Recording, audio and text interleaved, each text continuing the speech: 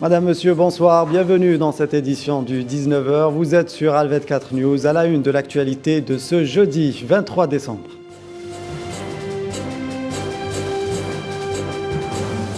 La France simplifiera désormais l'accès aux archives judiciaires de la guerre de libération nationale allant de 1954 à 1966. Un arrêté interministériel a été publié ce jeudi au journal officiel en France.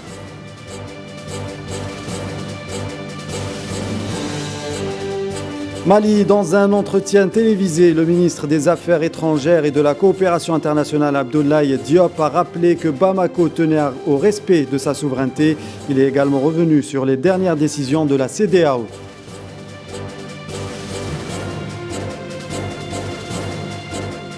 Santé, le variant Omicron serait bien moins virulent que le variant Delta. Les contaminations restent importantes. Des mesures sont prises en Europe. Nous ferons le point sur la crise sanitaire dans un instant.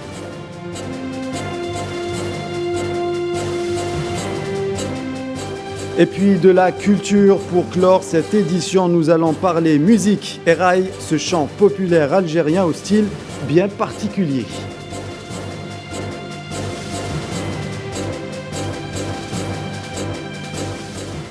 Annoncé le 10 décembre dernier par la ministre française de la Culture Roselyne Bachelot et officialisé aujourd'hui par le journal officiel français, la France simplifie l'accès aux archives judiciaires de la guerre de libération nationale.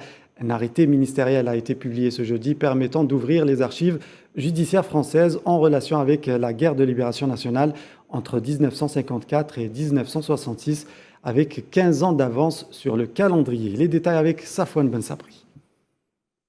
La France a rendu effective l'annonce faite par la ministre de la Culture, Roselyne Bachelot, le 10 décembre dernier, où elle déclarait ouvrir les archives de la guerre de libération nationale. L'arrêté du ministère de la Culture rend consultables toutes les archives publiques produites dans le cadre d'affaires relatives à des faits commis entre le 1er novembre 1954 et le 31 décembre 1956 en relation avec la guerre de libération nationale.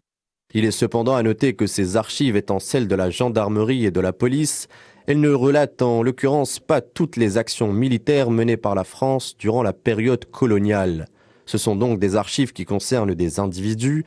Elles peuvent à titre d'exemple contenir des rapports d'interrogatoire, d'enlèvement ou même de torture durant la période de 1954 à 1966. Elles contiennent uniquement des documents relatifs aux affaires portées devant la justice, ainsi que des documents relatifs aux enquêtes réalisées par les services de police judiciaire, des enquêtes souvent aussi expéditives que les jugements qui les suivent.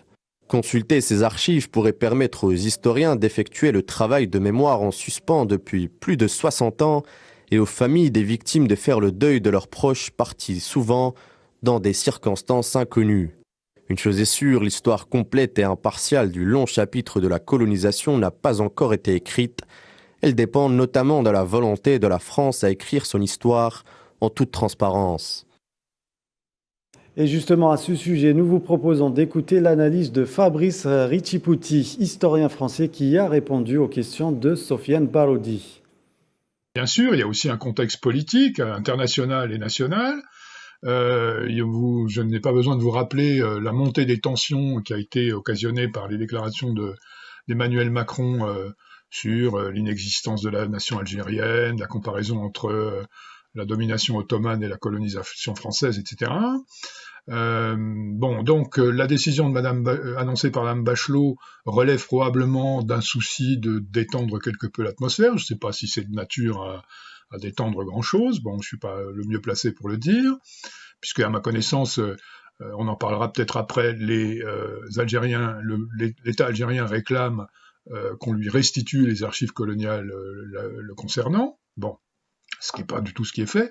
Il semble que la période visée serait 1954-1966, ce qui comprendrait donc les affaires relatives notamment à l'OAS qui se sont déroulées ensuite après la fin de la guerre d'indépendance en métropole. En Libye, un report et des interrogations. Une décision qui ne règle en rien la situation de blocage qui est à l'origine même de ce report.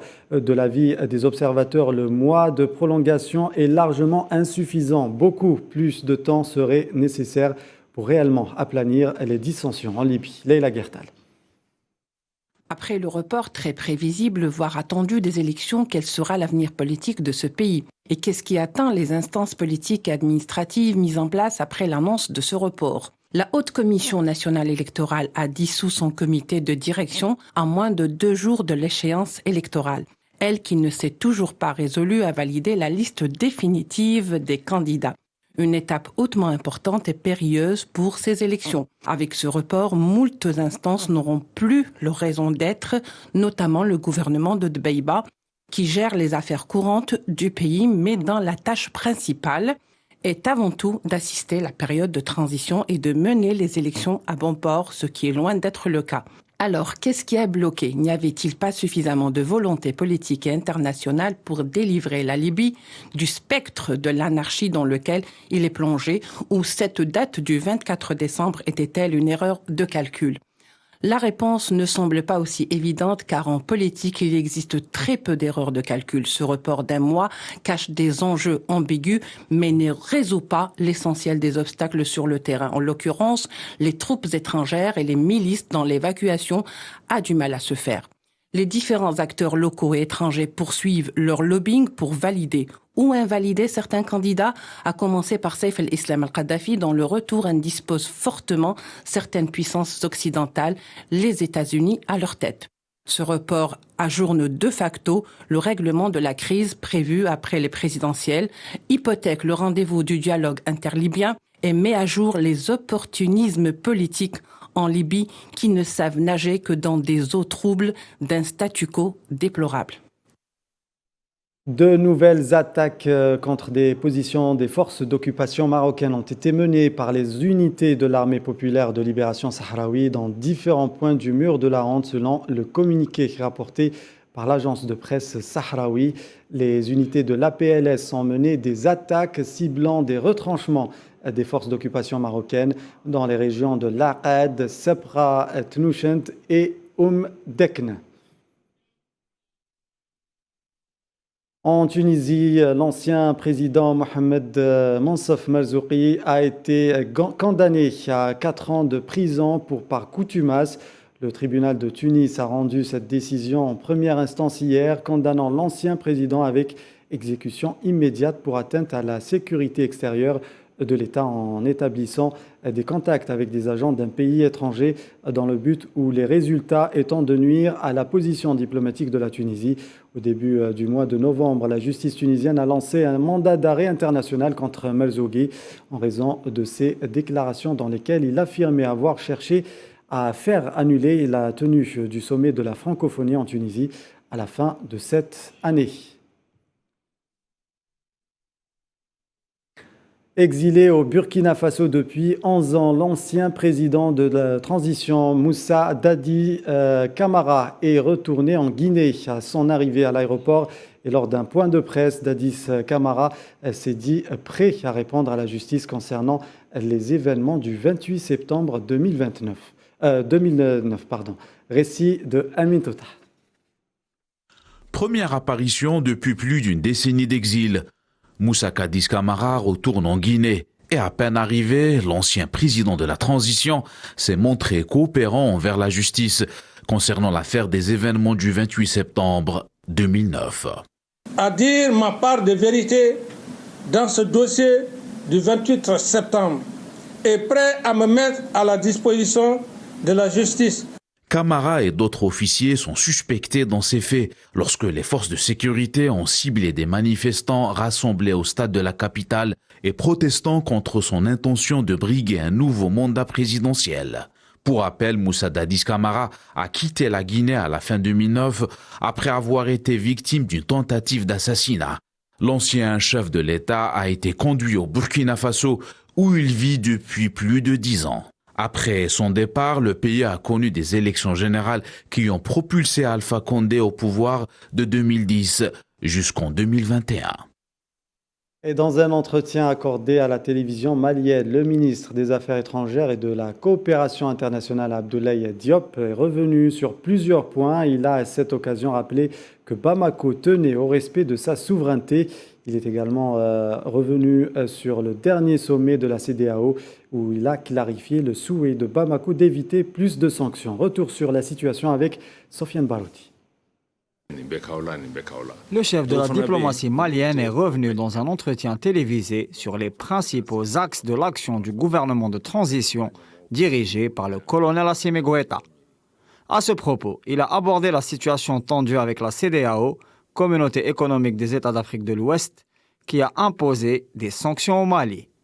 Le ministre des Affaires étrangères et de la coopération internationale a ainsi déclaré que « Nous sommes soulagés parce que, de tout temps, la préoccupation du chef de la transition, du Premier ministre et de tout le gouvernement était d'éviter plus de sanctions pouvant affecter les populations maliennes qui ont déjà tant souffert. » Autour du calendrier fixé par l'organisation sous-régionale à la date du 27 février, comme certifié dans la dernière déclaration du sommet présidentiel de la CEDEAO, Abdoulaye Diop martèle « Il faut dépasser cela.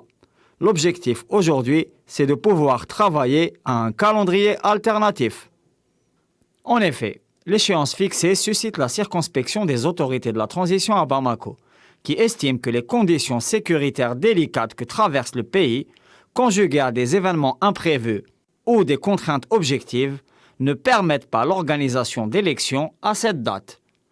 Pour rappel, une visite du président français, Emmanuel Macron, qui devait réunir les pays du G5 Sahel à Bamako, a été dernièrement annulée.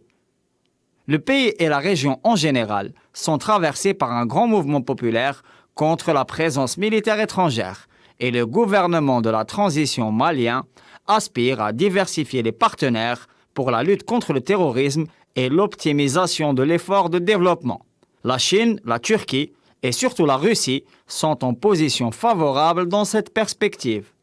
Le grand voisin du Nord, l'Algérie pour sa part, a assuré par la voix de son président de la République et de son chef de la diplomatie qu'elle déploierait tous les efforts possibles en vue de soutenir le peuple malien et de garantir une solution de sortie de crise respectant la souveraineté nationale et populaire de ce grand pays africain. Enfin, les partis maliens sont attachés à l'application des accords d'Alger, seul cadre garantissant le retour à l'entente cordiale et le sauvetage de l'unité territoriale du Mali. Et à Madagascar, le bilan du naufrage d'un navire au large du nord-est lundi a été revu à la hausse avec au moins 85 morts, dont 5 enfants, selon les autorités qui ont repêché 21 corps supplémentaires mercredi.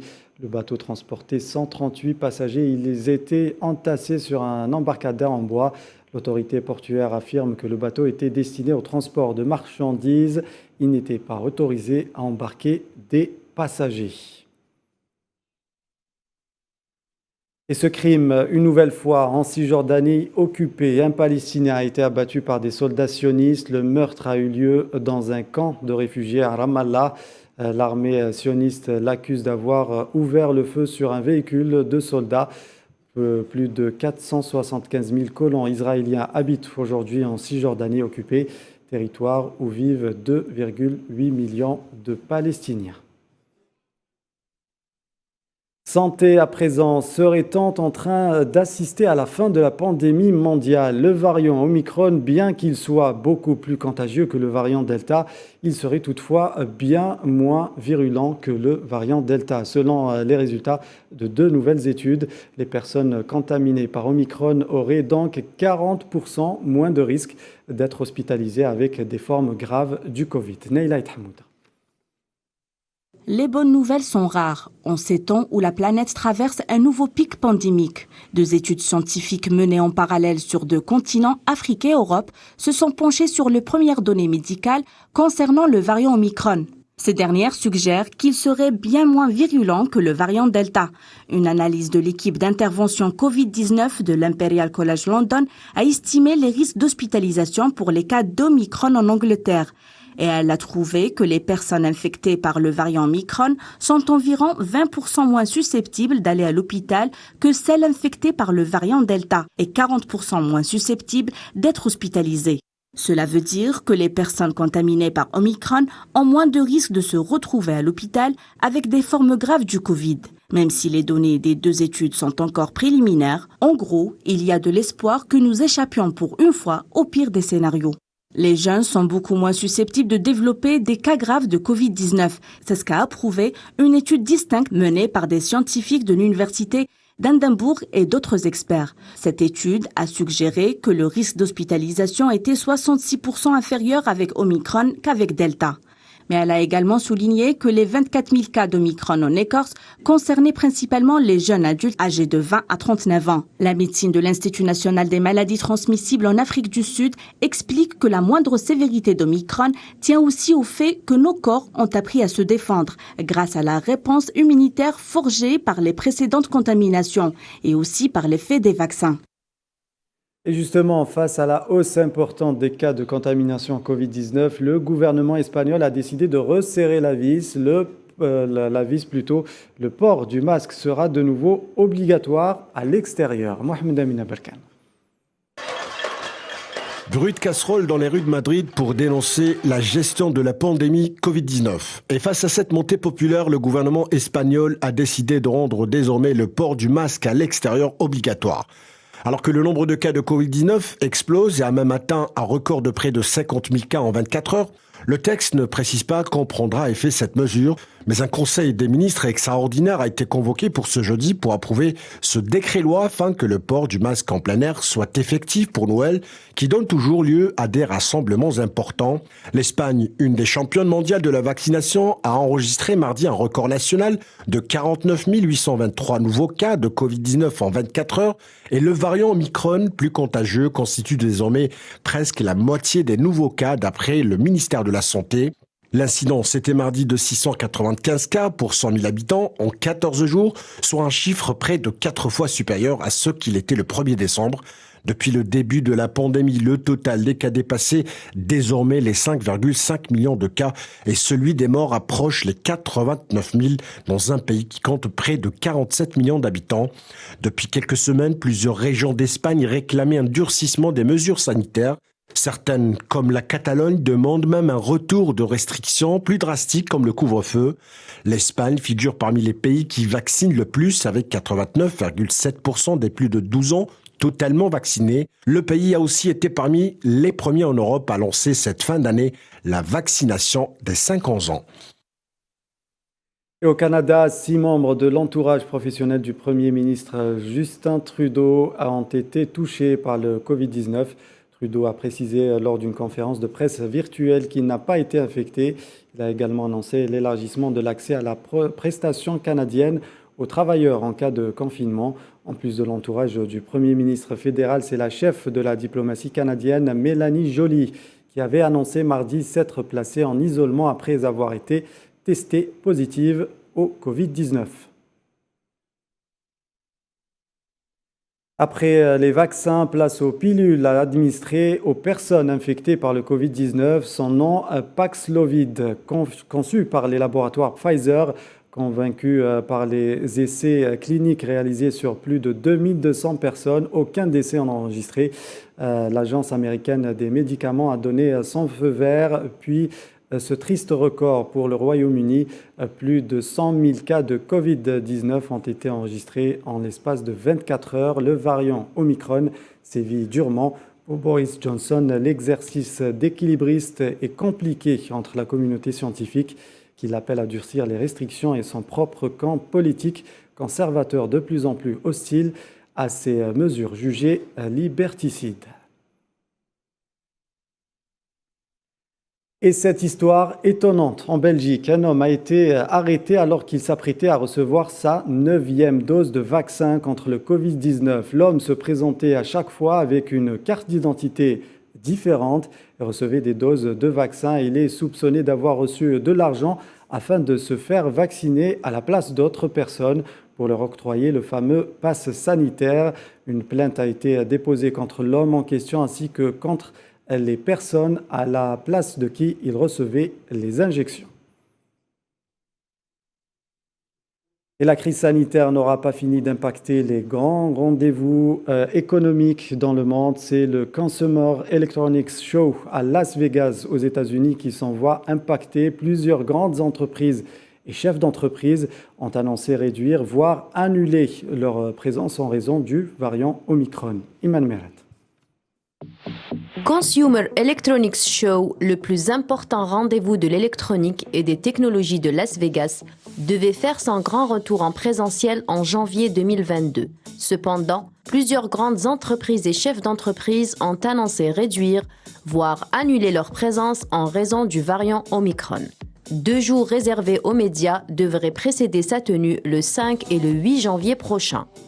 Des entreprises telles que la société mère de Facebook, Meta, Amazon, T-Mobile et Twitter se sont officiellement retirés du salon. Le géant de la technologie TechCrunch a également décidé de ne pas y participer. Des retraits qui suscitent le doute sur la tenue effective de l'événement de l'année. Sur le site du Consumer Electronics Show, les organisateurs insistent sur les conditions de participation au salon. Preuve de vaccination Covid-19 requise. Votre santé et votre sécurité sont importantes pour nous. Seules les personnes entièrement vaccinées contre le Covid-19 pourront participer en personne au Consumer Electronics Show 2022 à Las Vegas. Participants basés aux États-Unis.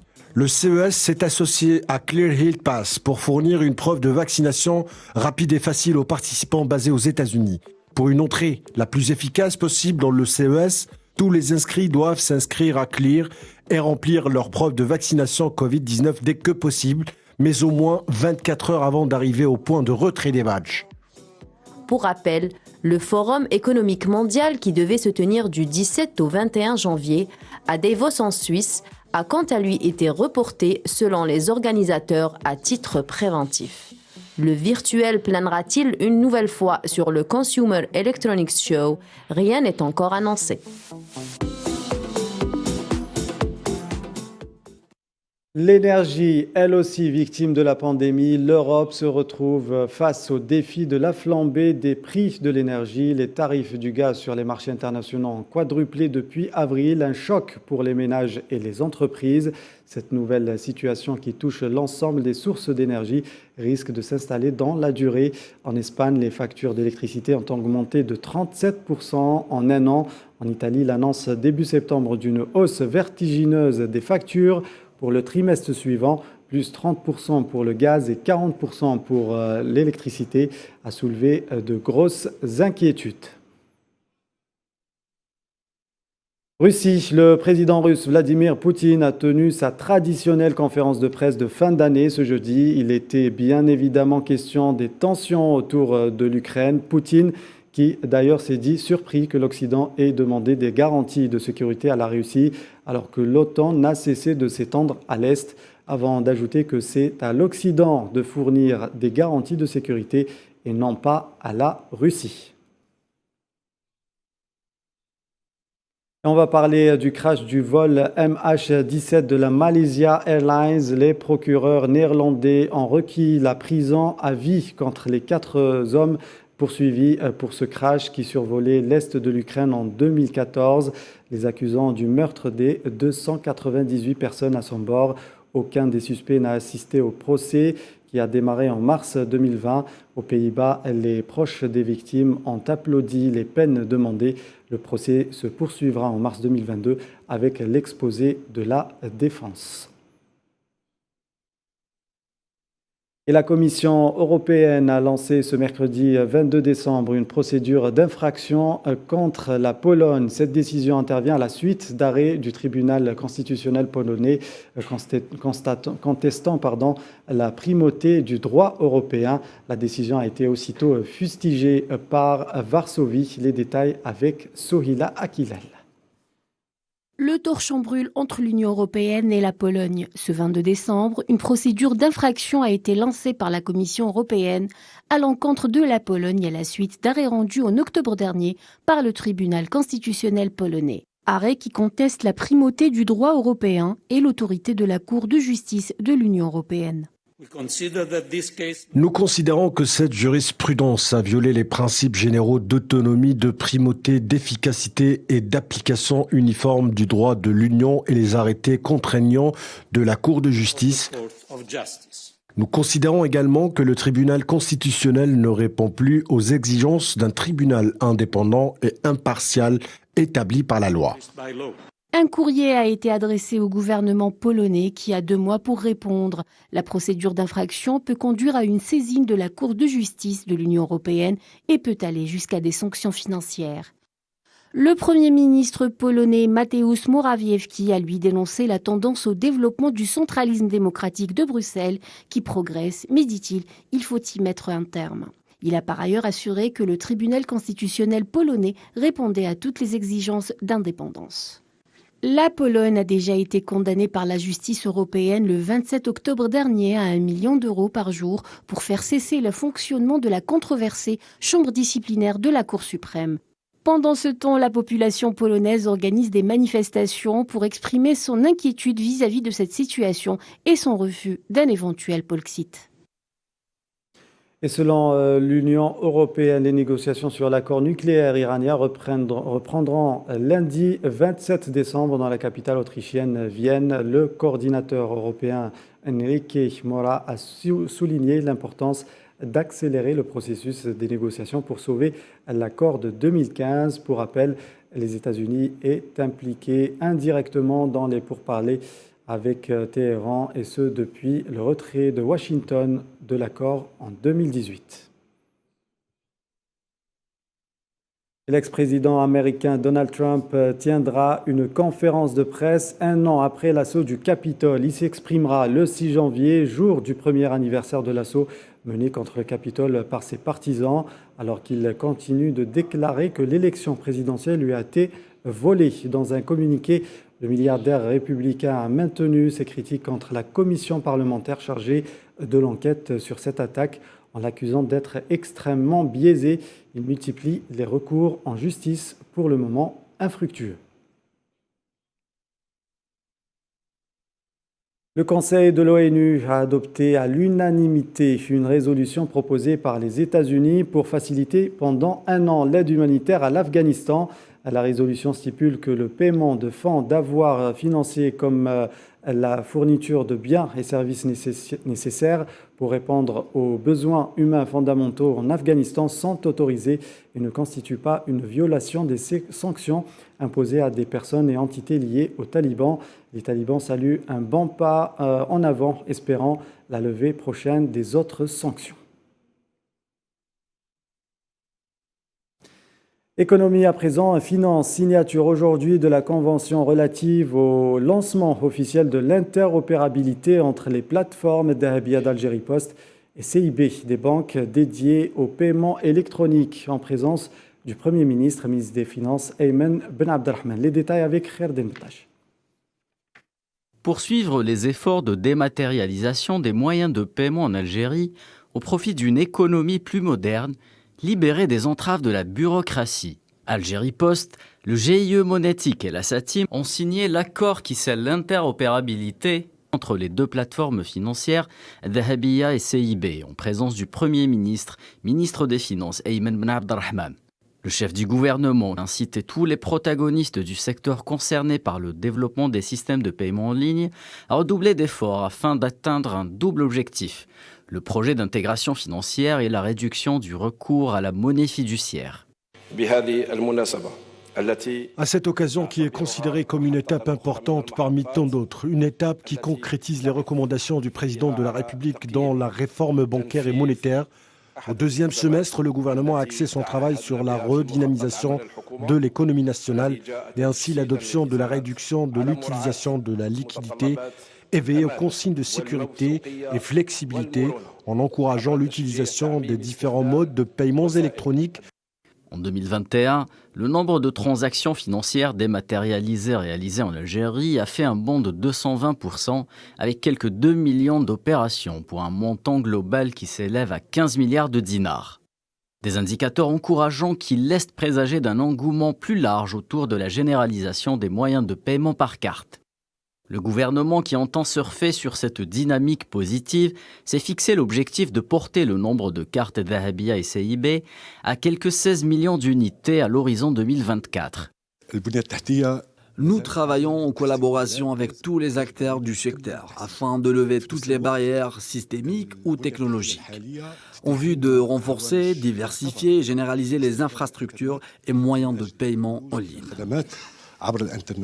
Car en ligne de mire, c'est le développement du secteur des banques, du commerce, des télécommunications et de la poste qui est visé, à travers le passage au tout numérique. Un saut qualitatif et quantitatif en matière d'infrastructure s'impose par ailleurs. Aujourd'hui, on est passé au paiement en ligne qui, pour nous, c'est le paiement qui sera le plus adéquat pour le citoyen. Ce virage ô combien important amorcé par l'Algérie vers la modernisation des systèmes financiers vise également à capter les normes MAN qui circulent. Ce virage ô combien important amorcé par l'Algérie vers la modernisation des systèmes financiers vise également à capter les normes MAN qui circulent au sein des marchés parallèles afin de recapitaliser les banques et renforcer leur solvabilité pour le bien de l'économie nationale et des opérateurs nationaux. Et économie toujours, dans un entretien accordé au magazine Maroc Hebdo, l'expert international en énergie Francis Perrin a mis en cause les ambitions du Maroc de s'en transformer en hub énergétique régional. L'opération de forage gazier que compte entreprendre le Maroc est considérée comme un pari très risqué. Les détails avec Mohamed Wali Ben Chaben. Le Maroc entame le 3e mois sans l'approvisionnement en gaz algérien, une période qui a exposé les ambitions de Rabat de se transformer en hub énergétique régional. L'expert international en énergie Francis Perrin considère cette étape comme un grand risque. Pour compenser le gaz algérien, il est nécessaire de s'orienter vers l'investissement et le développement de nouvelles stratégies sur le long terme, alors que sur le court terme, il n'y a d'autre alternative pour le Maroc que d'importer l'énergie fossile, en particulier le charbon ou l'électricité de l'Europe. Des illusions qui ne s'arrêtent pas à la commercialisation de ces substances vitales, mais s'étendent à proposer une production locale comme alternative au gaz algérien qui a cessé d'affluer dans le royaume depuis novembre dernier. La découverte de nouveaux champs gaziers au Maroc est une probabilité incertaine sur le long terme, mais il n'y a rien qui garantit cela, et compter sur l'exploration constitue un grand risque. Pour trouver une alternative au gaz algérien, Rabat dispose des options très limitées. Au Maroc, il n'existe pas de station qui accueille un méthanier de gaz liquéfié. La réalisation de ce genre de projet n'aura pas lieu avant 2028. Les coûts dans ce cas précis est une question de stratégie. Le prix du GNL est plus cher que celui du gaz algérien, surtout en cette période qui connaît une hausse significative dans les prix du gaz. Les illusions marocaines en prévoyant l'horizon de sortir de l'impasse énergétique qui afflige le royaume depuis des mois apparaissent aux yeux des experts comme une affaire qui a aggravé les troubles financiers du trésor de Rabat, portant la facture des importations énergétiques à des niveaux historiques. En sport, la sélection algérienne de football sacrée en Coupe arabe FIFA 2021 au Qatar a gagné 3 places, 29e au dernier classement mondial de la Fédération internationale de football, publié ce jeudi sur son site officiel. Au plan continental, l'Algérie s'est hissée à la 3e place, devancée par le Sénégal 20e et le Maroc 28e, en devançant la Tunisie 30e. Au classement mondial, la Belgique a préservé sa première place et termine ainsi l'année 2021 en tête devant le Brésil et la France. Culture à présent, et nous allons parler musique et les origines du raï, un chant populaire algérien au style bien particulier qui n'a cessé de faire vibrer les cœurs des petits et grands. Faisal Salah. Le raï, c'est chic. Le raï, un style musical 100% algérien. Une clé sol et les paroles des ancêtres, une vision et message de la société. Le raï, à ses débuts, était une arme pour la lutte de la liberté d'expression. Le raï a connu beaucoup d'évolutions, inspiré de Qsid al-Melhoun de la région de l'Ouest, poésie populaire de Sidi al-Khdar Ben Khlouf, Cheikh Hamada, Blaoui. Le raï, c'est magique. Le raï, c'est une histoire, un vécu, opinion, où la mamie du raï, Cheikh Rimiti, fait partie. L'originaire de Sidi Bel Abbas lance son premier album en 1958.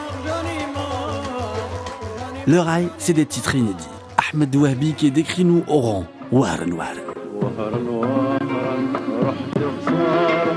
Le raï est sur plusieurs plages et celle du sentimental est déjà réservée à celui qui nous a quittés très tôt, Cheb Hasni. La Brune est mon amour.